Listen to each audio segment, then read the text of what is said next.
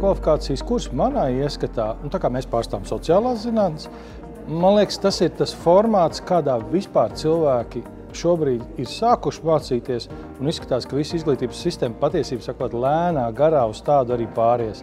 Līdz ar ko šis ir jauks mēģinājums, manuprāt, izdevies, bet tam ļoti labi izdevies, jo es arī pats redzu, ka fakultātē, sevišķi, kas saistīts ar maģistra studijām, es redzu, ka šīs studijas pamatā pāries tikai un vienīgi uz mikrokvalifikācijas formātu.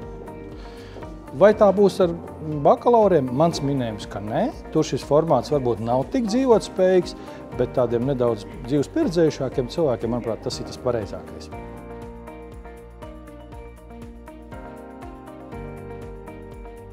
Jāsaka, sajūta ir labi padarīts darbs, kas vienmēr ir bijis saistīts ar izaicinājumu. Man patīk izaicinājumi kā tādi, un parasti, ja ir izaicinājums un ir sanācis labi, tad galā gandarījums.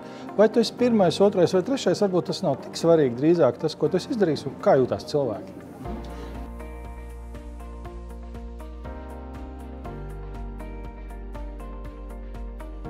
Es redzu, ka studijas vispār pārveidosies par mikrokvalifikācijas formātu. Es domāju, ka būs kaut kāda pamatgrupa, kura vienmēr iestāsies un gribēs studēt. Vienlaicīgi būs arī viena liela daļa, un es teiktu, tā būs lielākā daļa, kas vienkārši pieslēgsies, atslēgsies. Līdz ar ko es nedomāju, ka tur milzīgi kaut kas jāmaina, bet stāsts par to, ka pats formāts un notikšanas veids gan ir jāmaina, jo ne visi ir gatavi nākt 3 dienas nedēļā, drīzāk saspringt un tad turpināt pēc kāda laika atkal mācīties.